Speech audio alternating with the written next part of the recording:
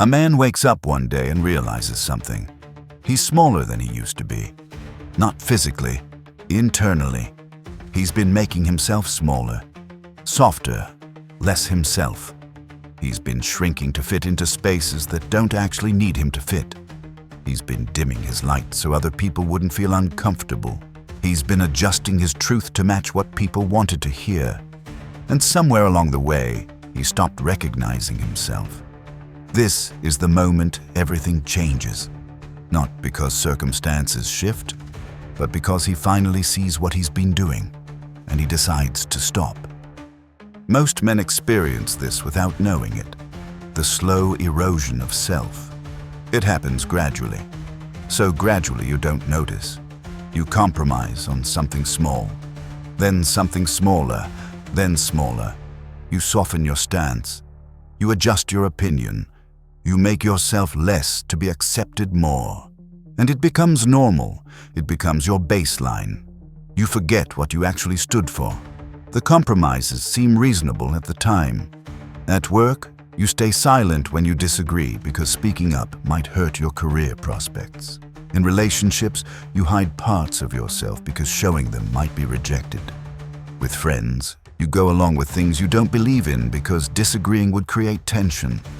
With family, you perform the role they expect instead of being who you actually are. Each compromise is small.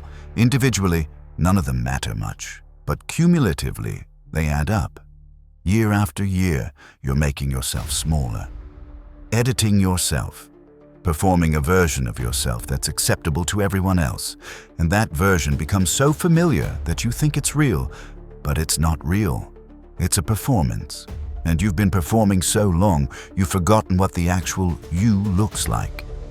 This is what happens when a man doesn't understand the Stoic distinction between what's in his control and what isn't. He thinks other people's approval is something he needs to control. So he shapes himself to try to get it. He thinks acceptance is something he needs to manufacture, so he adjusts who he is. He thinks peace comes from everyone being comfortable with him, so he shrinks. But none of this is in his control. You can't control whether people approve of you. You can't control whether they accept you. You can't control whether they're comfortable with who you are. These things are outside your control. They depend on them, their standards, their preferences, their capacity to accept you. The moment you realize this, something shifts. You realize you've been trying to control something you can't control, and in the process, you've lost control over the one thing that actually is in your control: yourself. Epictetus taught this relentlessly. He said, "Stop trying to control external things. Stop trying to make people like you. Stop trying to guarantee acceptance. Stop trying to ensure approval. None of that is up to you. What's up to you is whether you stay true to yourself, whether you act according to your principles, whether you maintain your integrity even when it costs you." The Stoic move isn't to perform a version of yourself designed to be palatable to everyone.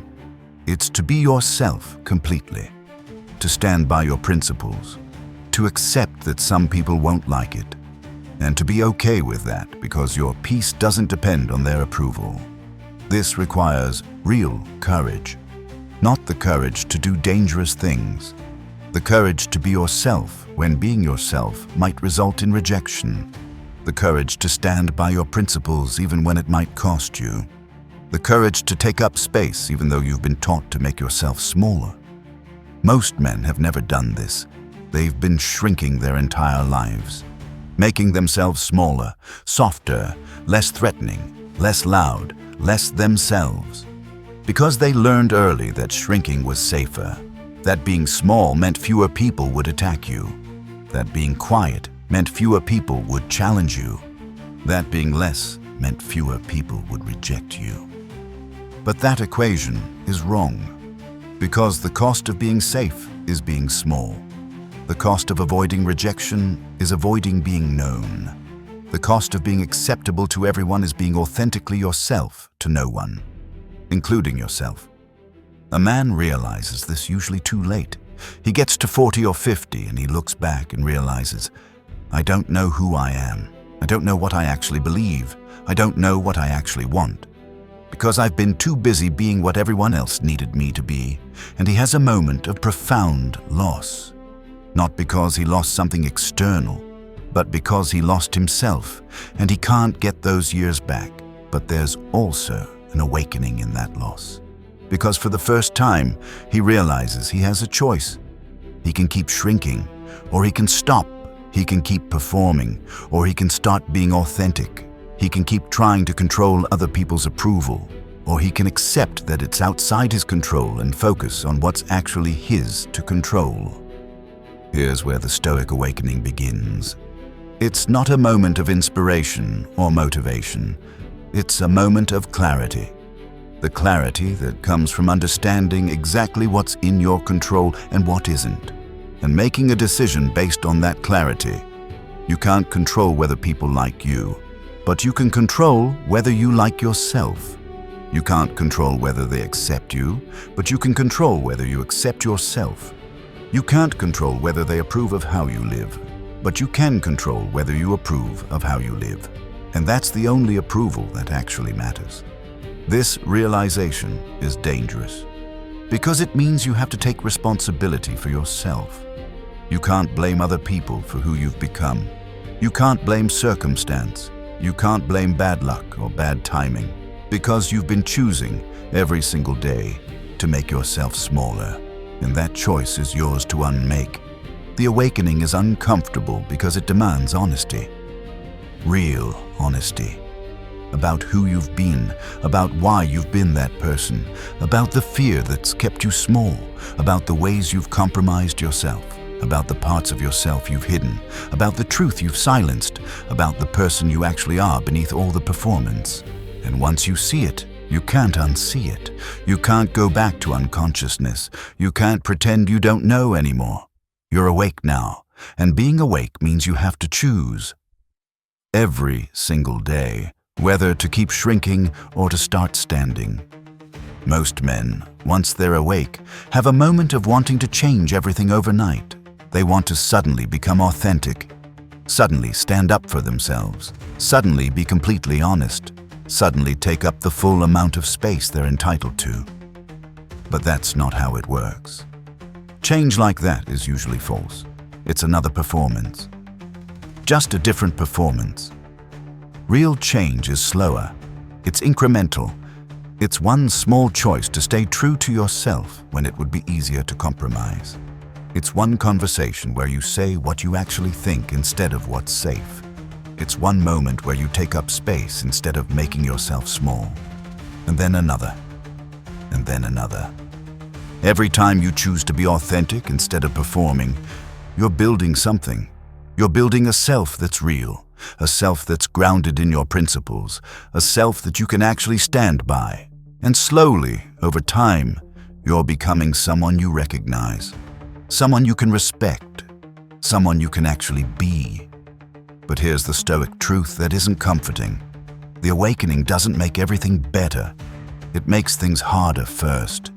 Because now, you're conscious of the choice. You can't go back to sleep. You see the places where you're still shrinking. You see the ways you're still performing. You see the compromises you're still making. And you have to decide every day whether to stop. Some people will hate it when you stop shrinking. They were comfortable with the smaller version of you. They benefited from your self-minimization. They liked that you made space for them. And when you stop doing that, they'll push back. They'll criticize you. They'll try to shame you back into smallness. They'll call you selfish or arrogant or difficult. That's their choice, and it's outside your control.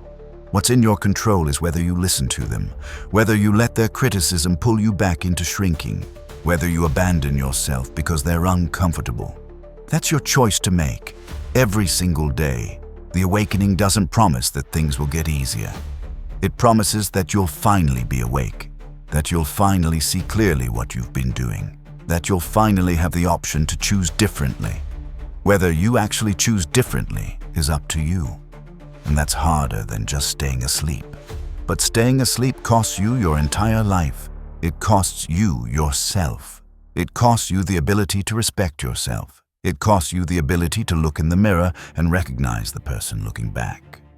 And at some point, that cost becomes higher than the discomfort of waking up and choosing to be authentic. The moment you realize you've been shrinking is the moment you become responsible for yourself. Not responsible for other people's reactions. Responsible for whether you keep shrinking or whether you start standing. Responsible for whether you keep performing or whether you start being authentic. Responsible for whether you keep trying to control their approval or whether you accept it's outside your control and focus on controlling yourself. This is the awakening. It's not pleasant. It's not motivating. It's just honest. You've been making yourself smaller. You can see it now, and you have to decide what you're going to do about it. The Stoic choice is clear. Stop trying to control other people's approval. Start controlling your own character. Stop trying to guarantee acceptance. Start accepting yourself. Stop trying to be palatable to everyone. Start being authentic to yourself. Stop shrinking.